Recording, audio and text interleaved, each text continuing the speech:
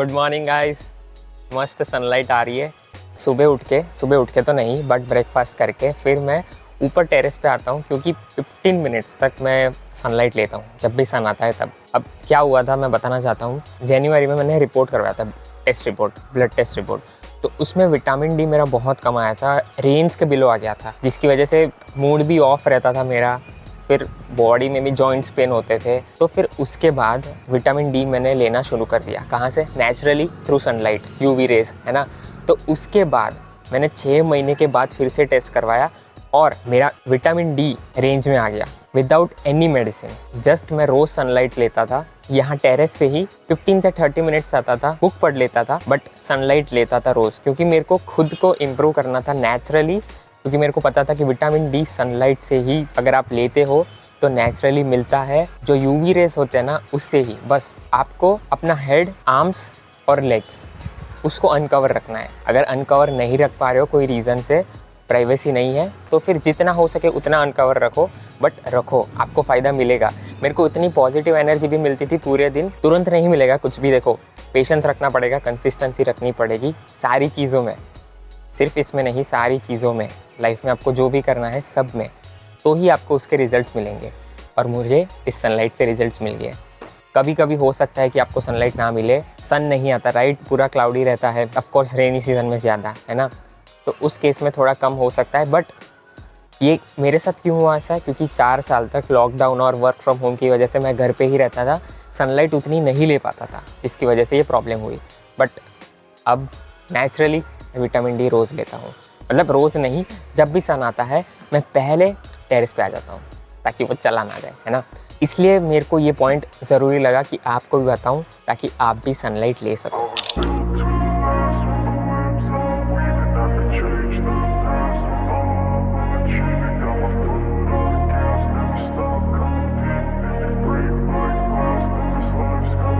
I wanna be the best in the game, invest in my name, check no restraints, I'm obsessed with the pain, I ingest, I retain, assess and I change, possessed by the thought I'll be free one day from society's restraints, money, clout and fame, a disease, a plague, we all love to hate, have to play the game, have to make a name, all our insecurities are on display, this is war with the enemy.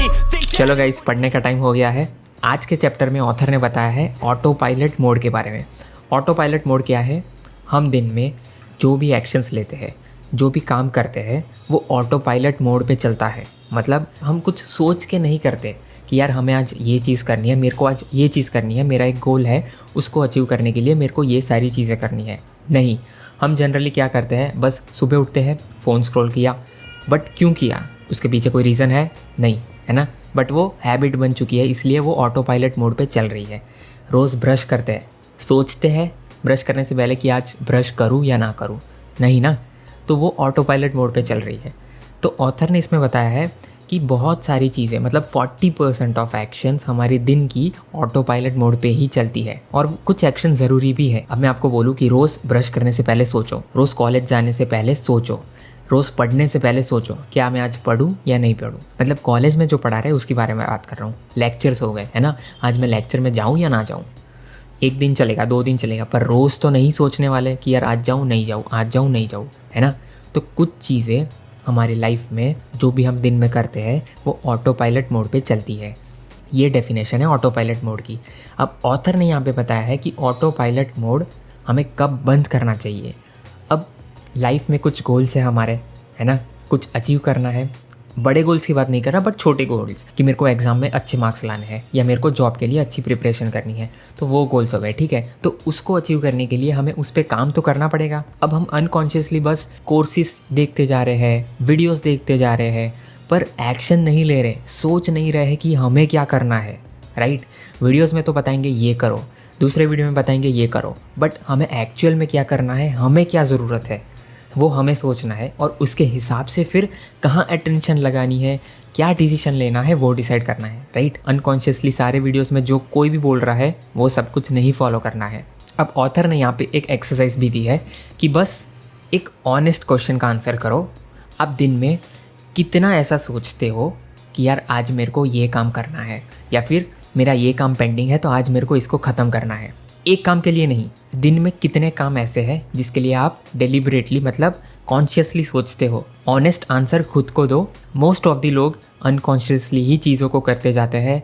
बस दिन जैसे चल रहा है वैसे चलते जाते हैं। कॉलेज से आ गए, बस खाया पिया, बात किया, टीवी देखा, बट क्यों देख रहे हो उसका रीज़न तो होना चाहिए। अगर आपको वो बेटर बना रहा है तो देखो, नहीं बेटर बना रहा है तो सोचो कि क्या बेटर जो बना सकता है वो मैं करूँ। तो उसी के बारे में ये एक्सरसाइज है, ज़रूर करना, क्योंकि जब ऐसा क्वेश्चन के आंसर करोगे आपको पता चलेगा कि यार क्या मैं लाइफ में सही जा रहा हूँ, क्या मैं दिन में सही कुछ कर रहा हूँ या नहीं कर रहा। इसी पर से आपको चीज़ों के बारे में पता चलेगा, अवेयरनेस समझोगे आप। ऑथर ने ये बताया है सारे दिन में अटेंशन लिमिटेड रहती है, सारी चीज़ों में हम अटेंशन नहीं दे पाएंगे। भले ही हम अपने गोल्स के पीछे काम कर रहे हैं बट उसमें ज़रूरी नहीं है कि अटेंशन हम दे पाए। इसीलिए तो ये प्रोडक्टिविटी, फोकस रहना, ये सब इंपॉर्टेंट है। आप भी इसको रिलेट कर पा रहे होंगे, जब आप पढ़ने बैठते हो या कोई काम करने बैठते हो तो कितने टाइम आप दूसरी चीज़ों के बारे में सोचते हो, कितने टाइम आप फोकस एक्चुअली कर पाते हो। तो अटेंशन बहुत लिमिटेड रहता है दिन में। तो ऑथर ने यही बताया कि उसको अच्छे से यूटिलाइज करो और ना कि अनकॉन्शियसली बस करते जा रहे हो जो भी चीज़ें, है ना। अब आप जो एनवायरनमेंट में हो, ठीक है, जो एनवायरनमेंट में रह रहे हो, जो एनवायरनमेंट में काम कर रहे हो, उसका भी बहुत इंपॉर्टेंस पड़ता है आपके अटेंशन में।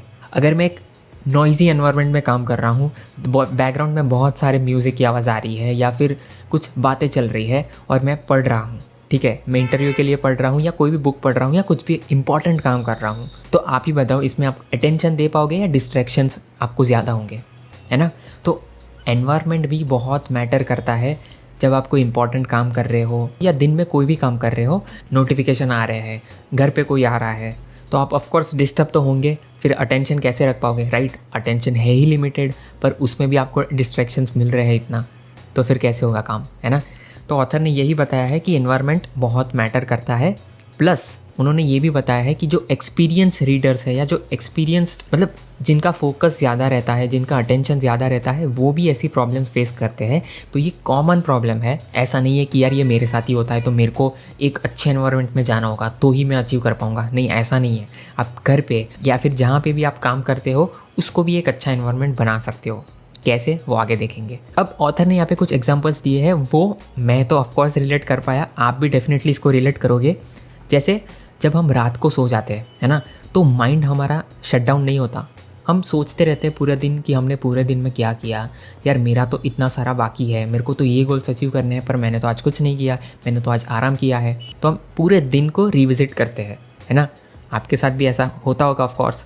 फिर दूसरा एग्जाम्पल दिया कि जब हम वॉशरूम में होते हैं, जब नहा रहे होते हैं, तब आइडियाज़ बहुत आते हैं, तब हमें पता चलता है कि ओ आज तो ये करूँगा, तो तब हमारा दिमाग काफ़ी चलता है ना। मेरे साथ भी हुआ है, आपके साथ भी ऑफ कोर्स होता होगा। और एक एग्जांपल दिया है कि जब हमें फोकस करना है, ठीक है, हमारा एनवायरनमेंट भी सही है, फ़ोन भी नहीं है, पर तब भी हम फोकस क्यों नहीं कर पाते।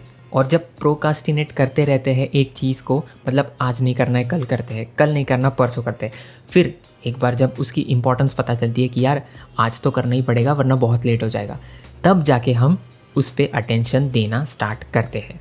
तब तक उसको लाइटली ही लेते हैं, राइट। तो ये भी एक प्रॉब्लम है। तो यहाँ पे ऑथर ने बताया है जब इस बुक को हम कंप्लीट करेंगे तो ये सारे प्रॉब्लम्स के बारे में हमें पता चलेगा कि ऐसा क्यों होता है, प्लस ये प्रॉब्लम्स को कैसे प्रिवेंट कर सकते हैं उसके बारे में भी ऑथर ने ये बुक में बताया है। तो काफ़ी इंटरेस्टिंग रहेगा आगे के चैप्टर्स। और एक इम्पॉर्टेंट सेक्शन बताया है कि टास्क जो होते हैं वो 4 टाइप के होते हैं, ठीक है। टास्क मतलब दिन में जो भी हमारे टास्क है, जो भी हमें करना है, वो 4 टाइप के होते हैं।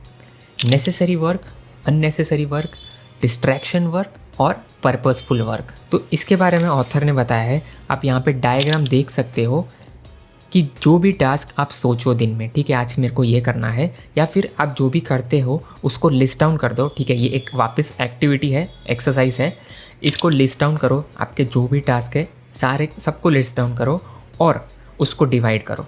कैसे डिवाइड करना है, आपको यहाँ पे जो डायग्राम दिख रहा होगा उसके हिसाब से आपको डिवाइड करना है। क्या वो टास्क, पर्टिकुलर टास्क है, वो प्रोडक्टिव है और अनअट्रैक्टिव है, प्रोडक्टिव है और अट्रैक्टिव है, अनप्रोडक्टिव है और अनअट्रैक्टिव भी है, अनप्रोडक्टिव और अट्रैक्टिव है, ठीक है। अब सारे टास्क को इन बॉक्स में डालते जाओ।